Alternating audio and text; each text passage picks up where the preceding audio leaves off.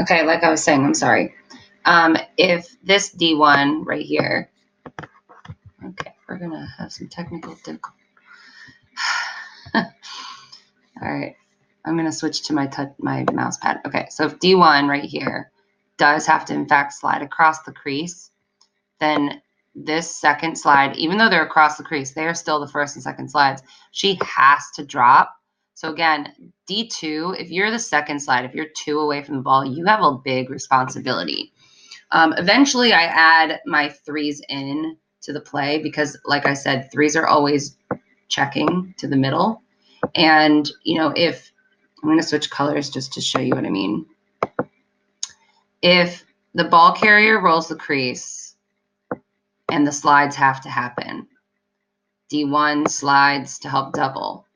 She's not really going to try and run through this double team. She's probably going to kind of like pull the double out with her and look for this cutter. So when this cutter comes through, because D1 has moved, if D2 tries to get there and she's on her back, this is still a pretty good shot. This attacker really has a clear lane to the goal. So, the checking into the middle has to come from 3s, but it can also come from across the crease. These girls, even if not necessary, have to be willing to come into the 8 with their sticks big, and, they can pop back out.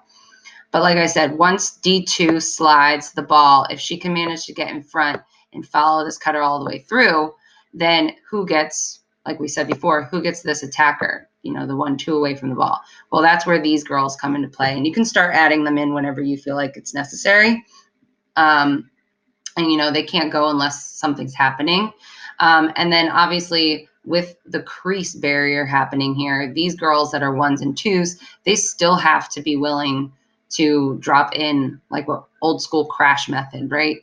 While avoiding shooting space, they still want to try and crash in to avoid this attacker getting the ball for a clear lane to the goal.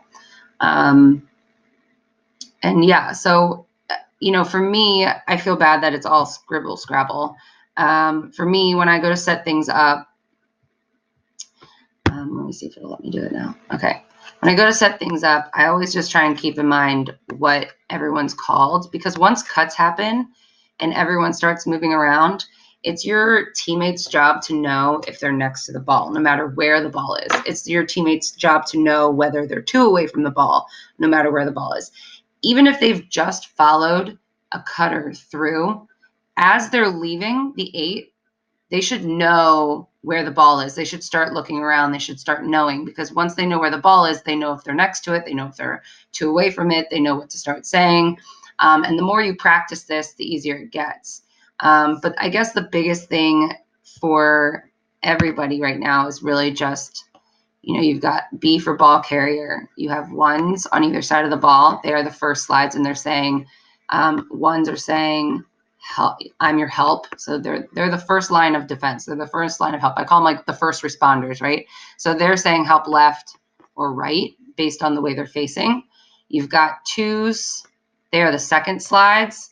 So they're saying second left or second right.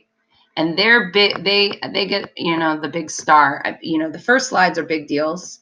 They start the whole thing off, but these second players, girls that are 2 away from the ball, have to really know what's going on. And then you've got your 3s, and 3s, they're not going to say something like help left or right or second left or right. They're going to say things like where the ball is.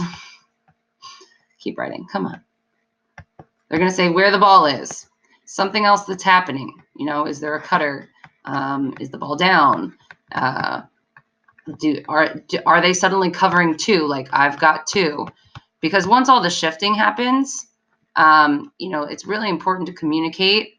It's actually really important to know if this is you, but like it's important to communicate that you actually are guarding 2 people, because if you have girls sliding all the time, this girl slides, and she slides and covers this cutter, where does she go back to? Well, if she turns and goes back the way she came like she's supposed to, but there's no one there, and you're over here as a 3 yelling, I've got 2, she knows to curve or run and get there.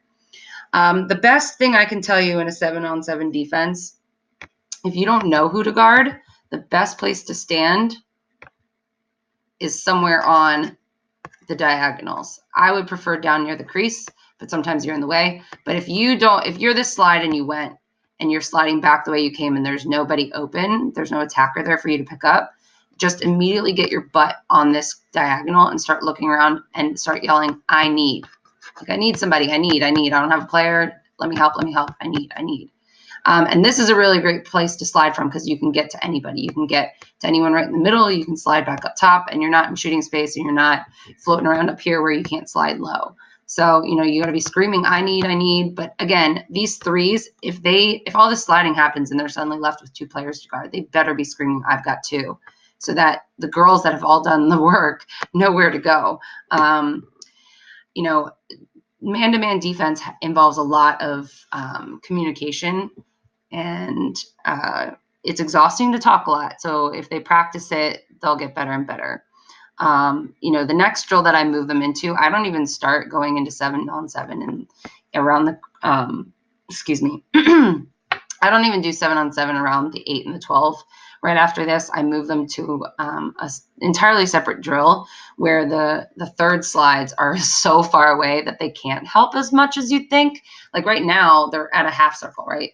So this seems really far away, but really they're standing on this line, no harm, no foul. They can get into the center of the 8 super quickly. But if you were in a big circle, you'd be all the way over here. That's a much farther slide. So I put them on a circle, and I can show you what that is right now. So the next drill that I move them into to really work on communication is, I call it the circle drill. Really creative, right? So I just put out 7 cones, and I'm just going to put X's because apparently it doesn't let me draw circles. So 1, 2, 3, 4, 5, 6, 7, and I put them pretty far apart. And then I put 4 in the middle to make like a box.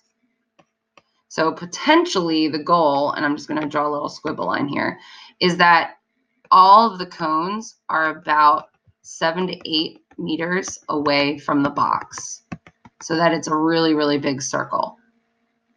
And then you start calling the circle the 8. So that means all of your defenders are actually set up on the outskirts of the circle. If their feet are inside the circle, they could potentially be in 3 seconds. So now you've got the defenders around the outside, and you've got attackers giving them. The cool thing is attackers tend to not think that they have a lot of space. In this drill, there is no boundary outside of the attackers, so they can spread out as much as they want. And that's kind of a key thing for girls that are just learning. They think they have to stand right on the 12, and you do not have to. So anyway, the ball can start anywhere because it's a circle. And the goal for the attackers is to either run it into the box to get a goal, or to have a cutter go through and catch the ball in the box to get a goal. So the goal for them is to have someone with possession with the ball inside the box, and they get a point. Defense, their job is to get a turnover and then a clear, like 2 passes on a clear to get open. And that's a big deal for defenders to pass and catch. So anyway, again, this is really great because most of the time, like an 8 and a 12, the goal would be sort of like, if you picture it right there.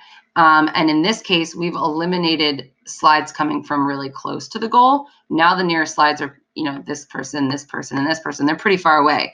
So what we're trying to do is make sure that girls are willing to drop in and slide faster.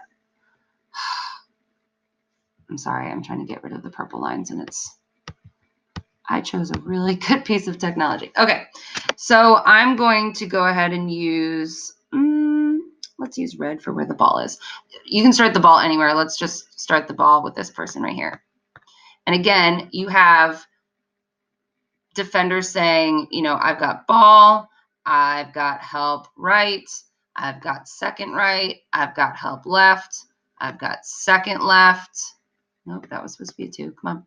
And then you've got these 3s over here, and they're saying, right a 3. They're saying things like balls up top, or, cutter through the middle, something like that. And then you literally run the same thing you just did. The attacker's trying to attack. The defense is trying to send slides from either side. Oh, pen, come on. And then these girls that are 3s, when they check in, it's super duper important to check in.